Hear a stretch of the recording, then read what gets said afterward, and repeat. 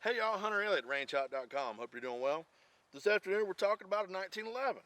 Well, this is a Colt M1991 A1, but for all intents and purposes, it's a 1911, so it's close enough to what I need to talk about what we're going to talk about. And what we're going to talk about today is this little thing right here. Slide stop. And what's it for? What does it do? What purpose does it serve? Well, there's a lot of misinformation floating around the internet, gun stores, ranges, a handful of instructors about what this is good for. And I thought, you know what?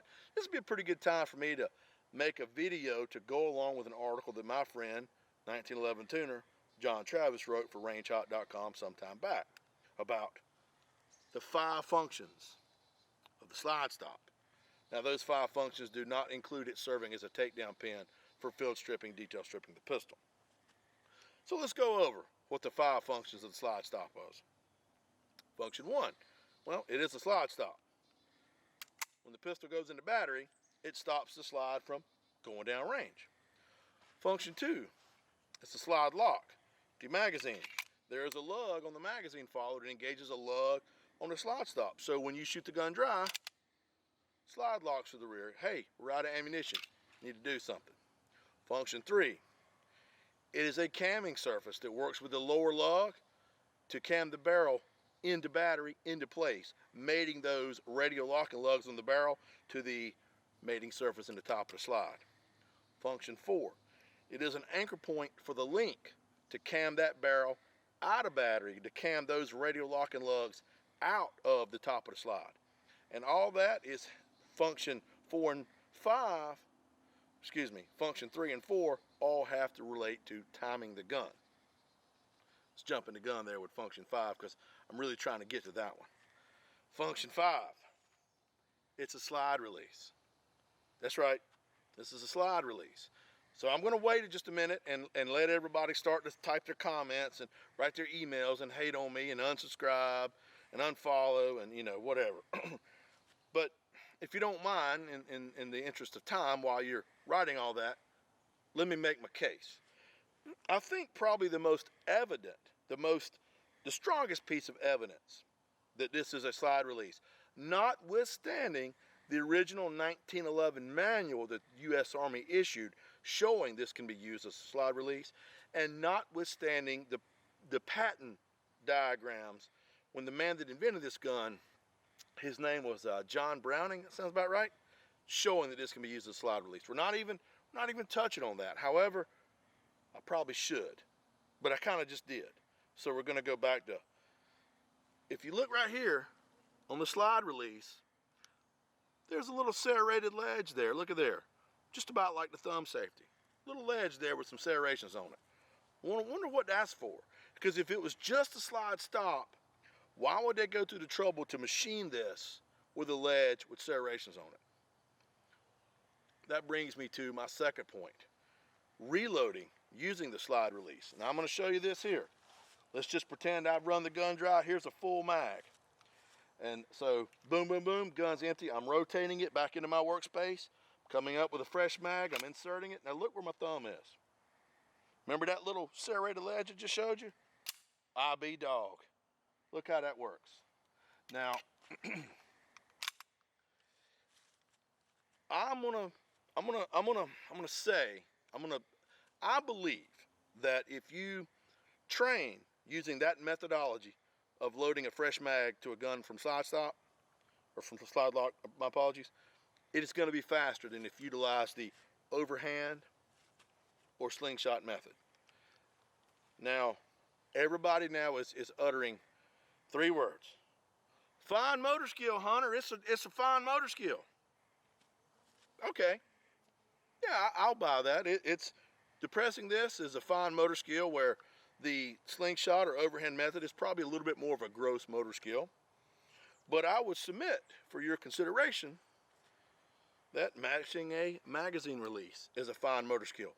Correctly depressing a trigger is a fine motor skill. As a matter of fact, about every damn aspect of running a handgun is a fine motor skill, okay? Now, fine motor skills begin to develop after about 1,000 repetitions. And while they do diminish, they can also be enhanced. The more you practice, the more you train correctly, the better you get at something. I know, crazy concept. So I'm going to submit that while this may be a fine motor skill, so is just about every aspect of running the gun. And that's just going to, it's going to push you to practice and train and become more proficient, which I don't see as a bad thing. Wear and tear on the slide stop notch. I get this from time to time. They say, well, when you mash that thing down there, it's wearing on the edge of your slide stop notch. Yeah, no. Think about it like this, y'all. You're running this pistol. Let's pretend we gotta run the gun dry. Now, when you shoot that thing to the rear, that slide crashes into that slide stop. Bam! It's trying to go home, and now she's right there. It's crashing into it. Now, you're gonna tell me that's fine, but when I mash this little thing down a little bit like that, it's gonna wear on that notch? Look here, y'all, I was born in the morning, but it won't this morning. I ain't buying that at all. So, we've talked about the serrated ledge. We've talked about faster than overhand or slingshot method. We've talked about fine motor skills. Let's talk about the slingshot or overhand methodology of reloading a 1911 from slide locked. Is it wrong? I wouldn't say it's wrong. I would say that if that's the method that you have and you like it and you're comfortable with it, more power to you. Something I would like to point out. There are a number of autoloading handguns that utilize a slide-mounted safety. The Beretta 92FS, some of the Berettas, some Walthers, handful more. If you train to always use an overhand or slingshot method, and you are at some point in time running a gun with a slide-mounted safety, you can easily and inadvertently engage that slide-mounted safety. So, boom, punch out, hit the go button, nobody's home, problem. When I was in the Marine Corps, the Beretta M9 92FS is what they issued. And I did see young Marines that were accustomed to this would drop that slide on a full mag and hit the go button and nobody's home. Now, I believe in keeping it simple, stupid. I like to train one way for everything as best I can, at least for your basic fundamentals. And so if I train one way with this gun, but I decide I'm going to carry another pistol, maybe that pistol happens to have a slide mounted safety, I do not have to retrain or think about that pistol because I have been training a specific methodology and it transfers from autoloader to autoloader. And I'm kind of droning on here a little bit and I apologize, but it's a subject that's kind of near and dear to me, and so I kind of wanted to touch base on some of that. Now, I've talked to my gunsmith, and I've talked to some instructors and some pro shooters, Mark Retta with Colt, and they all use that slide stop there to reload from slide release, or excuse me, from slide stop.